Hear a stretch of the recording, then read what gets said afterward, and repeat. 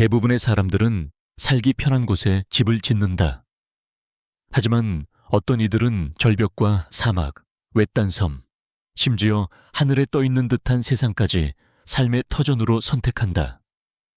지구 곳곳에는 현관문에 도착하는 일조차 산을 오르는 것보다 더 위험한 극한의 장소들이 존재한다. 그럼에도 불구하고 사람들은 세대를 이어 그곳에서 살아왔다. 오늘 우리는 지구상에서 가장 불가능해 보이는 집들을 찾아 떠난다. 살아남는 것 자체가 매일의 도전이 되고 그저 존재하는 것만으로도 자연에 맞서는 듯한 장소들이다. 엘페뇽데 과타페. 거대한 바위에 새겨진 지퍼. 수면 위로 거칠게 솟아오른 것은 1000만 톤에 달하는 거대한 화강암 모놀리스다. 그리고 그 수직에 가까운 암벽 한가운데에는 기묘한 지그재그 형태의 상처가 곧게 이어져 있다. 마치 인류가 태고의 산에 거대한 지퍼를 억지로 꿰매 넣은 것처럼 보인다. 이곳에는 엘리베이터도 없다. 편하게 올라갈 방법도 없다. 오직 바위 틈새를 따라 끼워 넣은 740개의 콘크리트 계단만이 위로 이어질 뿐이다. 이 들쭉날쭉한 척추 같은 길을 따라 몸을 끌어올리는 일은 중력과의 가혹한 싸움이다. 습기는 젖은 담요처럼 피부에 달라붙고 배는 뜨겁게 타오르며 다리는 떨리기 시작한다. 거친 바람은 드러난 암석 위를 사납게 휩쓴다. 오후에 먹구름이 몰려오기 시작하면 이 외로운 봉우리는 순식간에 60층 높이의 거대한 피로의 침으로 변한다. 사람들은 단단한 암석으로 이루어진 난공불락의 요새 앞에서도 땅에 머무르기를 거부했다. 그들은 바위의 유일한 약점을 찾아냈고 균열 속으로 길을 밀어넣어 마침내 정상에 도달했다. 정상에 주저앉는 순간 몸을 짓눌렀던 고통스러운 피로는 신의 시선처럼 펼쳐진 침수된 대지의 풍경 앞에서 사라진다. 절벽 끝에 서서 아래를 내려다보는 순간 과타페의 진실이 가슴을 파고든다. 이런 거인을 정복하는 것은 불가능하다. 필요한 것은 단 하나, 그 거대한 등에 올라설 용기뿐이다. 메터라, 하늘에 매달린 세상. 짙은 안개의 바다가 계곡 바닥을 집어삼키고 거대한 사암 기둥들만이 하얀 장막을 뚫고 솟아있다. 그중 하나 높이 400m에 달하는 바위 첨탑의 정상에는 중세 수도원이 당당히 자리 잡고 있다. 조약돌이 깔린 안뜰 가장자리로 걸어가 아래를 내려다보는 순간 현기증이 몰려온다. 이곳에는 완만한 경사도 없다. 눈부신 안개 속으로 곤두박질치는 수직 낭떠러지만이 펼쳐질 뿐이다. 인간 세상은 아득한 아래에서 흐릿하게 흔들리는 그림자처럼 보인다. 수세기 동안 이 바위에는 계단조차 존재하지 않았다. 성역에 도달하려면 단순한 밧줄 그물 안으로 들어가 기다려야 했다. 나무 윈치가 천천히 사람을 위로 끌어올렸고 사람들은 끝없는 심연 위에 매달린 채 올라가야 했다. 해진 삼줄과 삐걱거리는 기계장치, 그리고 보이지 않는 믿음만이 생명을 지탱하는 전부였다. 이 수도사들은 단순히 조용히 기도할 장소를 찾고 있었던 것이 아니다. 그들은 14세기의 유혈 사태를 피해 도망치고 있었다. 살아남기 위해 그들은 땅과의 물리적 연결을 끊어냈고 세상의 폭력이 닿을 수 없는 고립된 요새를 만들어냈다. 아침 햇살이 안개를 걷어내기 시작하면 높이에 대한 공포도 서서히 옅어진다. 외로운 청동 종소리가 깊은 협곡을 가로질러 울려 퍼지는 가운데 한 가지 진실이 마음을 울린다. 그들이 떠나고 싶었던 것은 단순히 계곡이 아니었다. 그들은 아예 이 세상 자체를 뒤로하고자 했던 것이다. 파로 탁상, 구름에 닻을 내린 성역, 황금빛 지붕을 얹은 사원이 수직으로 솟아오른 거대한 암벽에 매달려 있다고 상상해보자. 그것을 지탱하는 것은 오직 신념과 안개뿐이다. 희박한 공기 속에는 타오르는 향나무의 향이 스며 있고 멀리서 들려오는 독경 소리가 잔잔하게 울려 퍼진다. 희게 흘러가는 구름은 빛바랜 기도깃발 사이를 지나며 아래의 검은 화강암 협곡 위로 그림자를 들이운다. 당신은 해발 3,000m 높이에 서 있다. 눈앞에는 900m 아래로 곧장 떨어지는 절벽과 하나가 된 수도원이 자리하고 있다. 세 개의 에펠탑을 수직으로 쌓아 올린 꼭대기, 손바닥만 한 턱 위에 목조 요새를 올려놓은 모습을 떠올려 보라. 이곳의 모든 돌과 목재는 숨이 턱 막히는 이 험난한 길을 따라 사람들의 맨손으로 옮겨졌다. 좁은 발코니 끝에 몸을 기대는 순간 무릎이 저절로 떨린다.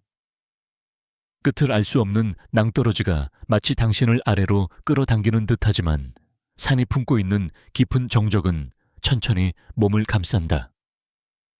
아찔한 공포는 서서히 사라지고 그 자리를 설명하기 어려운 평온함이 채워나간다. 이 고립은 우연이 아니다. 전설에 따르면 한 그루가 불타는 아모랑이를 타고 이 동굴에 도착했다고 전해진다. 하지만 이곳이 진정으로 극복하려 하는 것은 악마가 아니라 안락함이다. 이 산은 육체적 고통을 요구하며 거친 환경을 통해 세속의 모든 집착과 산만함을 벗겨낸다. 황혼의 안개가 계곡을 삼키기 시작하면 사원은 구름 위에서 희미한 빛을 발한다. 그리고 가장 험난한 오르막길 끝에서야 가장 순수한 하늘을 만날 수 있다는 사실을 조용히 일깨워준다.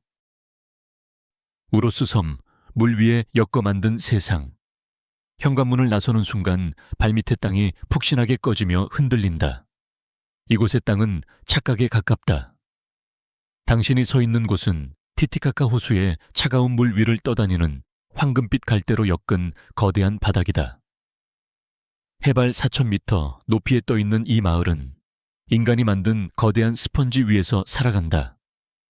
이곳에는 기반함도 없다. 머리 위에 강렬한 태양은 갈대를 바싹 말려버리고 아래의 얼음 같은 물은 그것을 조용히 썩게 만든다. 새로운 갈대를 계속 덧대지 않는다면 집은 어느새 검은 심연 속으로 사라지고 만다.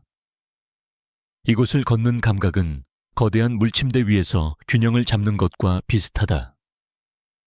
따뜻한 보금자리와 얼어붙는 죽음 사이를 가르는 것은 고작 세자 남짓한 썩어가는 갈대층뿐이다. 끝없이 펼쳐진 물에 둘러싸인 이곳에서 가장 두려운 것은 요리하던 불씨 하나가 잘못 튀는 순간이다.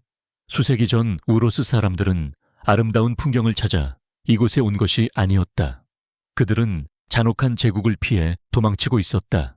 육지의 폭정보다 물 위의 절대적인 불안정을 선택한 그들은 아무것도 없는 곳에서 직접 성격을 엮어 만들어냈다.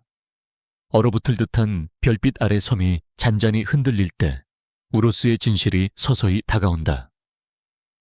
진정한 생존이란 단단한 땅을 찾는 것이 아니다. 세상이 아무것도 내어주지 않을 때 스스로 발 디딜 곳을 만들어내는 것이다. 쿠버 PD, 거꾸로 뒤집힌 도시. 쿠버 PD의 지표면은 섭씨 50도의 열기로 타오른다. 붉고 죽은 듯한 황무지 위를 바람이 울부짖으며 지나간다. 하지만 시선을 아래로 돌려보라. 녹슨 PVC 파이프들이 금속 잡초처럼 먼지 속에서 솟아있다. 당신은 황무지 위에 서 있는 것이 아니다. 누군가의 지붕 위에 서 있는 것이다. 땅속으로 파내려간 입구를 따라 발을 들이는 순간 종말 같은 바람 소리는 흔적도 없이 사라진다. 이곳의 침묵은 묵직하다. 희미한 호박빛이 공간을 물들이고 공기에는 오래된 먼지와 차가운 암석의 냄새가 배어있다.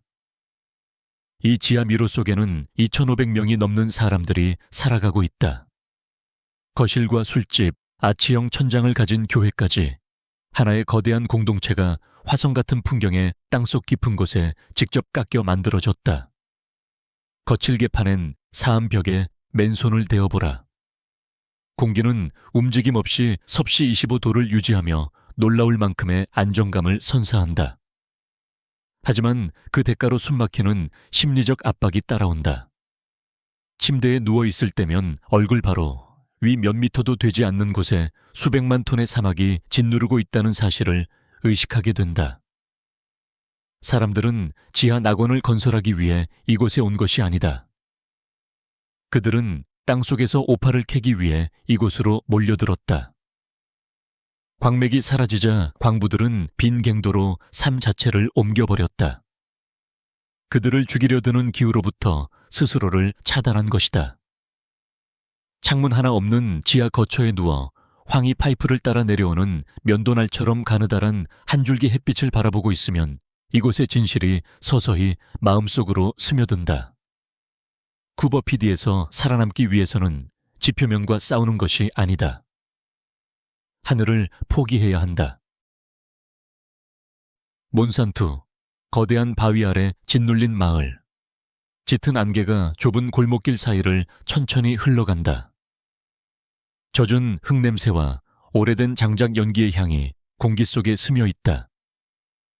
고개를 들어 위를 바라보라. 거대한 화강암 바위들이 연약해 보이는 벽 위에 위태롭게 걸쳐 있다. 마치 거대한 산사태가 한순간의 모습 그대로 얼어붙은 듯하다. 부주의한 거인이 가파른 언덕 위에서 거대한 돌구슬들을 흩뿌렸고 사람들은 그 틈새마다 현관문을 끼워 넣은 것처럼 보인다. 완전히 적재된 대형 여객기보다 무거운 바위들이 평범한 지붕 역할을 한다. 어떤 집 안에서는 200톤에 달하는 암석이 어린아이의 침대 바로 위에 매달려 있다. 희미한 불빛이 비치는 집 안으로 들어서는 순간 가슴이 답답하게 조여온다.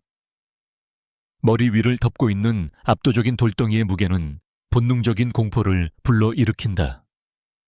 마치 산채로 묻힐 것만 같은 두려움이다.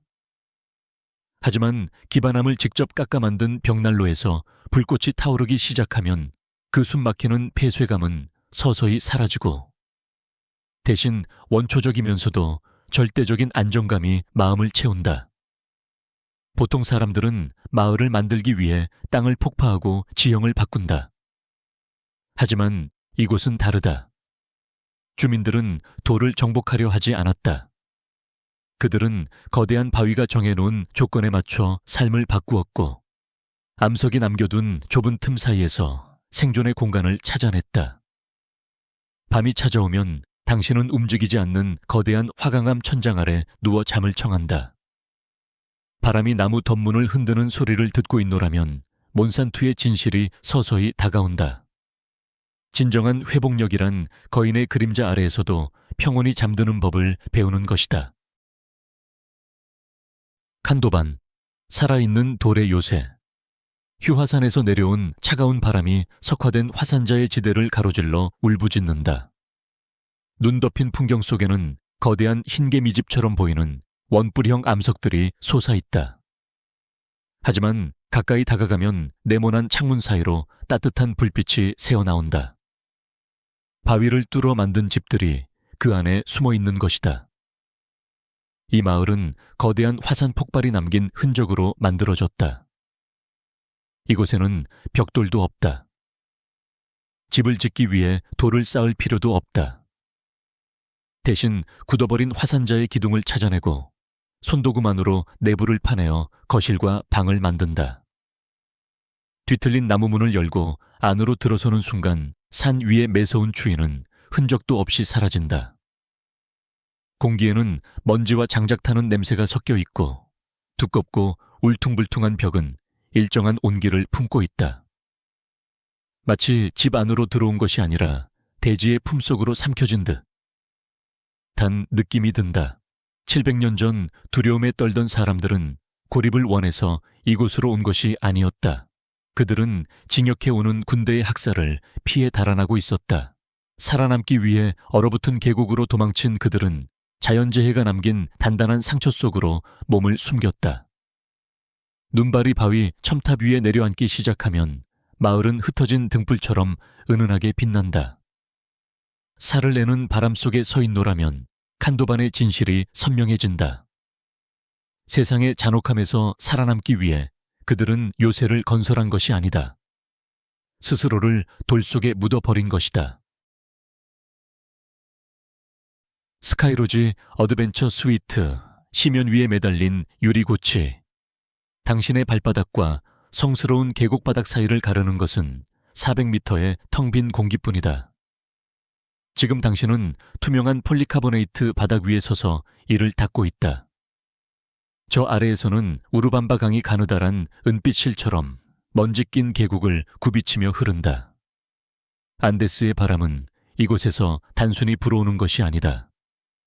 거대한 힘으로 알루미늄 구조물을 정면으로 후려친다. 캡슐 전체가 미세하게 흔들리고 금속이 신음하는 소리가 들려온다. 암벽을 오를 때 사용했던 강철 카라비너의 차갑고 규칙적인 충돌음이 아직도 뼛속에 남아있는 듯하다. 이 객실은 예약만으로 들어올 수 있는 곳이 아니다. 직접 대가를 치러야 한다. 2시간 동안 수직 암벽을 기어오르며 몸을 끌어올려야 한다. 손가락은 초크 가루와 먼지로 뒤덮이고 근육은 뜨겁게 타오르는 통증을 견디어야 한다. 그리고 떠나는 순간에는 절벽 끝에서 몸을 내던져야 한다. 무거운 강철 짚라인 하나를 믿고 허공을 가르며 다시 땅으로 내려가는 것이다. 밤이 찾아오면 계곡은 완전한 암흑 속으로 잠긴다. 기온은 급격히 떨어진다.